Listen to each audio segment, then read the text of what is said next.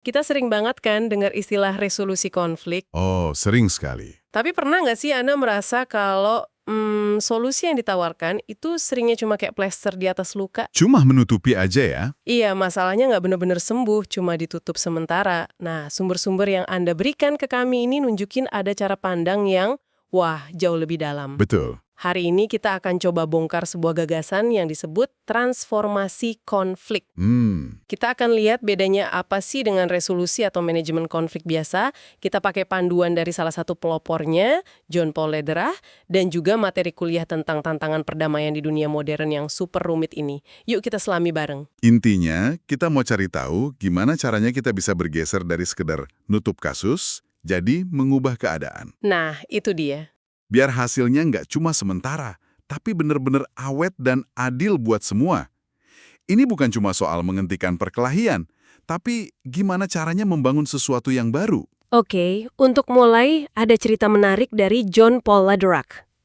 Di tahun 80-an, waktu dia kerja di Amerika Tengah, dia sadar rekan-rekan Latinnya di sana tuh curiga banget sama istilah resolusi konflik. Iya, Kenapa ya mereka bisa sampai curiga begitu? betul. Bagi mereka yang udah puluhan tahun hidup dalam ketidakadilan, kata resolusi itu terdengar kayak agenda tersembunyi.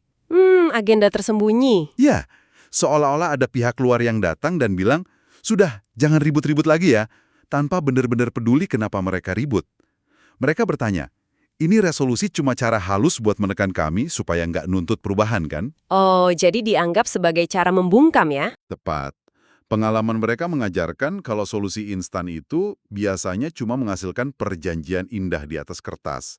Di lapangan, ketidakadilan yang sama terus berjalan. Akarnya nggak pernah disentuh. Sikap curiga mereka itu sebetulnya masuk akal banget ya kalau dilihat dari sudut pandang itu. Sangat masuk akal. Dan ini persis seperti yang digambarkan di materi kuliah Anda soal perbedaan fundamental antara perdamaian negatif dan perdamaian positif. Tepat sekali. Perdamaian negatif itu ya kondisi di mana kekerasan berhenti. Gencatan senjata misalnya. Oke, Disebut negatif karena sesuatu yang buruk, yaitu kekerasan telah hilang atau berhenti. Tapi ini perdamaian yang rapuh banget. rapuh ya? Ibaratnya kita cuma menekan tombol mute di alarm kebakaran, tapi apinya masih menyala di dalam gedung. Wah, analogi yang bagus. Akar masalahnya, ketidakadilan, kemiskinan, diskriminasi, masih ada di sana. Siap meledak lagi kapan saja. Jadi, resolusi yang buru-buru itu seringnya cuma sampai di level perdamaian negatif ini. Cuma bikin hening sesaat. Betul, Lalu, perdamaian positif itu seperti apa? Apa yang membuatnya beda? nah, perdamaian positif itu jauh lebih dari sekedar tidak adanya perang. Ini adalah adanya keadilan sosial, Adanya. adanya hubungan yang pulih antar kelompok, dan yang terpenting, adanya sistem dan struktur sosial yang berfungsi untuk memenuhi kebutuhan semua orang, bukan cuma segelintir elit. Oke. Ini sejalan banget sama keyakinan Lederach, yang bilang perdamaian sejati itu akarnya ada di keadilan. Jadi tujuannya bukan cuma menghentikan tembak-menembak, tapi membangun masyarakat yang lebih baik bersama-sama. Oke, jadi kalau tujuannya bukan lagi cuma menghentikan konflik, lalu apa? Disinilah konsep transformasi masuk kan? Di sini intinya. Lederach bilang kalau konflik itu sebenarnya normal dan bahkan bisa jadi mesin perubahan. Ini agak berlawanan dengan intuisi ya. Biasanya kita kan mau menghindari konflik. Benar. Ini mengubah total cara kita memandang masalah. Tujuannya bukan lagi melenyapkan konflik, tapi mengubah energinya. Mengubah energi. Konflik itu punya energi yang dahsyat, seringnya merusak. Pertanyaannya adalah, bisakah energi ini kita arahkan untuk jadi sesuatu yang membangun? Oke. Lederach pakai metafora yang bagus banget untuk ini. Kacamata progresif. Kacamata progresif. Tahu kan kacamata yang lensanya ada beberapa tingkat fokus dalam satu bingkai? Dia bilang kita butuh 3 lensa seperti itu untuk bisa melihat konflik secara utuh. 3 lensa, oke. Saya coba tebak. Lensa pertama pasti buat lihat masalah yang ada di depan mata kita kan? Isu yang paling jelas kelihatan. Tepat. Anda menangkapnya. Lensa pertama itu untuk melihat situasi di permukaan. Lederach menyebutnya episode konflik. Episode. Contohnya dia pakai yang sangat sederhana dan universal. Tumpukan piring kotor di wastafel. Siapa yang harus cuci piring malam ini? Isunya jelas, langsung. Piring kotor. Isu klasik yang mungkin udah menyebabkan lebih banyak konflik domestik daripada yang kita sadari. Betul sekali. Oke, itu lensa jarak dekat. Lensa berikutnya untuk apa? Lensa kedua ini untuk melihat lebih dalam, untuk zoom in ke pola di baliknya. Ini yang disebut epicenter konflik. Epicenter. Pertengkaran soal piring kotor itu kalau kita jujur, jarang sekali hanya soal piring kan? Iya juga ya. Di baliknya, mungkin ada pola tentang pembagian kerja yang tidak adil, ekspektasi yang tidak terpenuhi, atau bahkan soal kekuasaan dan identitas. Misalnya ada perasaan, kenapa selalu saya yang harus mengerjakan ini? Saya bukan pembantu di rumah ini. Nah, epicenter adalah sumber energi sebenarnya dari konflik itu. Oke, jadi kalau lensa pertama soal apa yang diributkan, lensa kedua ini soal kenapa kita terus-terusan ribut soal itu. Tepat. Lalu lensa ketiga? Lensa ketiga ini untuk zoom out dan melihat gambaran besarnya. Lensa ini membantu kita menghubungkan episode, yaitu piring kotor, dengan epicenter, yaitu pola hubungan. Oh, menghubungkan keduanya. Dengan lensa ini, kita jadi sadar bahwa solusi jangka panjangnya bukan cuma menentukan siapa yang cuci piring malam ini. Solusinya adalah mendesain ulang kerangka atau struktur hubungan kita. Jadi kita bisa atasi masalah langsungnya, oke, saya cuci piring malam ini, sambil pada saat yang sama memperbaiki struktur di baliknya.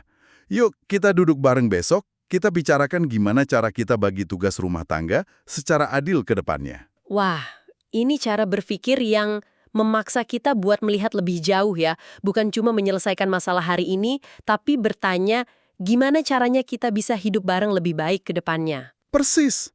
Transformasi konflik itu mengajak kita untuk tidak hanya jadi pemadam kebakaran, tapi juga jadi arsitek. Arsitek, menarik. Kita nggak cuma sibuk memadamkan api, tapi kita juga memeriksa kenapa api itu muncul berulang kali, dan gimana caranya kita bisa membangun rumah yang lebih tahan api. Jadi kalau kita sandingkan langsung, pertanyaan yang diajukan oleh pendekatan resolusi dan transformasi ini beda banget ya intinya? Beda secara fundamental. Pendekatan resolusi pada dasarnya bertanya, bagaimana cara kita mengakhiri sesuatu yang tidak kita inginkan? Oke, fokusnya mengakhiri. Ya, fokusnya di konten, masalah piring kotor, gencatan senjata, dan mencari solusi jangka pendek. Cepat, efisien. Ini sangat didorong oleh krisis driven. Dan transformasi? Transformasi bertanya, bagaimana cara kita mengakhiri sesuatu yang merusak dan, pada saat yang sama, membangun sesuatu yang kita inginkan? Ada kata dan membangun? Nah, itu kuncinya. Fokusnya bergeser dari konten ke konteks hubungan. Dari masalahnya ke sistem di mana masalah itu muncul. Pendekatan ini bukan didorong oleh krisis, tapi responsif terhadap krisis. Krisis itu dilihat sebagai sebuah jendela, sebuah kesempatan untuk melakukan perubahan jangka panjang. Pendekatan membangun ini rasanya relevan banget kalau kita lihat skala masalah dunia sekarang yang dibahas di materi kuliah Anda. Pusing bacanya, kompleks banget. Betul sekali. Dunia saat ini sangat multipolar. Ada banyak pusat kekuatan. Amerika, Tiongkok, Uni Eropa, Rusia, dan juga banyak aktor non-negara yang kekuatannya luar biasa, kayak perusahaan teknologi raksasa. Benar. Di atas itu, ada lapisan-lapisan pendorong konflik baru, perubahan iklim, kesenjangan ekonomi, dan gelombang besar kaum muda yang disebut youth bulges di negara berkembang yang frustrasi dan menuntut perubahan. Wow, kalau dipikir-pikir, pemicunya jadi berlapis-lapis dan saling terkait ya. Perubahan iklim bisa memicu krisis ekonomi yang kemudian bisa memicu kerusuhan sosial. Tepat. Jadi kalau kita cuma mendamaikan dua pemimpin di meja perundingan, rasanya seperti menempel plester di atas luka yang dalam sekali, pasti nggak akan cukup. Tepat sekali. Itu sebabnya pendekatan manajemen konflik yang tradisional, yang seringkali hanya membawa para elit ke meja perundingan, sering gagal. Gagal ya? Gagal ya. Perdamaian yang mereka tanda tangani bisa terasa hampa dan tidak relevan bagi masyarakat di akar rumput. Pendekatan transformasi yang mengajak kita melihat keseluruhan sistem, struktur, dan hubungan jauh lebih cocok untuk menjawab tantangan-tantangan berlapis yang kita hadapi sekarang. Konsepnya keren banget, tapi jujur kedengarannya agak abstrak dan berat. Gimana cara kita bawa ini ke level praktis? Apa ada semacam latihan yang bisa kita lakukan untuk mulai berpikir seperti ini? Ada. Ledratch menawarkan beberapa praktek personal. Salah satu yang menurut saya paling kuat adalah melatih diri untuk memandang konflik sebagai sebuah dilema. Dilema? Ini artinya kita secara sadar berusaha beralih dari pola pikir pilih salah satu, either or, ke pola pikir keduanya sekaligus, both and. Bisa kasih contoh konkretnya?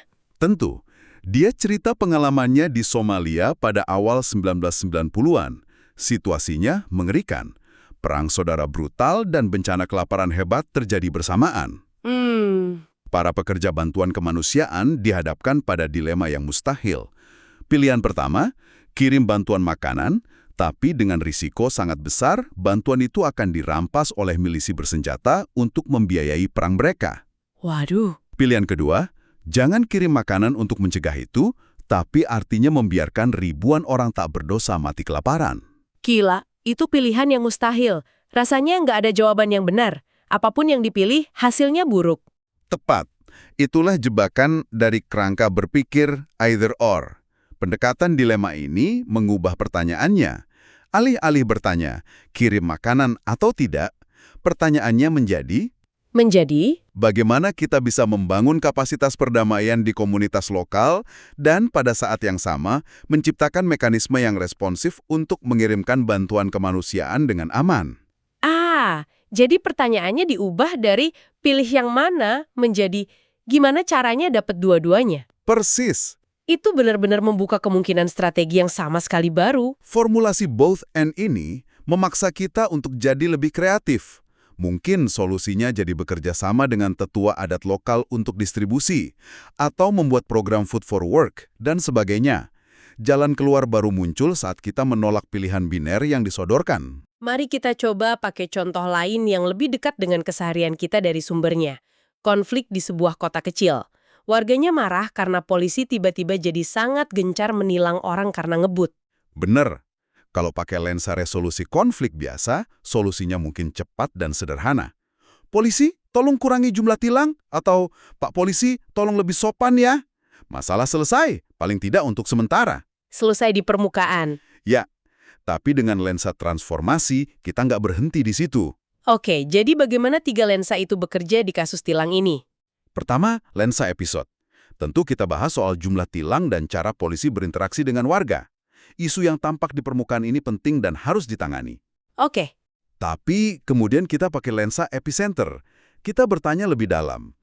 Apakah ini pertama kalinya ada ketegangan antara warga dan polisi? Atau ini hanya puncak dari gunung es? Apa sebetulnya visi warga tentang peran polisi yang ideal di kota mereka? Wah, ini udah masuk ke ranah identitas ya. Kota seperti apa yang kita inginkan? Tepat. Lalu, platform transformasinya bukan cuma mengurangi tilang, tapi menciptakan ruang-ruang baru. Wadah baru ya? Wadah baru. Misalnya mengadakan forum komunitas yang difasilitasi, di mana warga dan polisi bisa saling mendengar tanpa saling menyalahkan. Atau membentuk tim kerja gabungan untuk menyusun rencana strategis jangka panjang untuk kepolisian. Tujuannya bukan hanya menyelesaikan masalah tilang, tapi secara sistematis membangun kembali kepercayaan dan hubungan yang lebih sehat.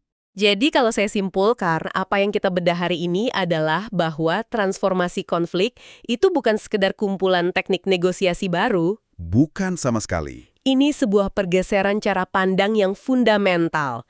Kita bergerak dari sekedar mencoba menghentikan pertengkaran menjadi melihat setiap konflik sebagai sebuah kesempatan. Kesempatan untuk bertumbuh, untuk belajar, dan yang terpenting, kesempatan untuk membangun sesuatu yang lebih adil dan lebih tangguh dari sebelumnya.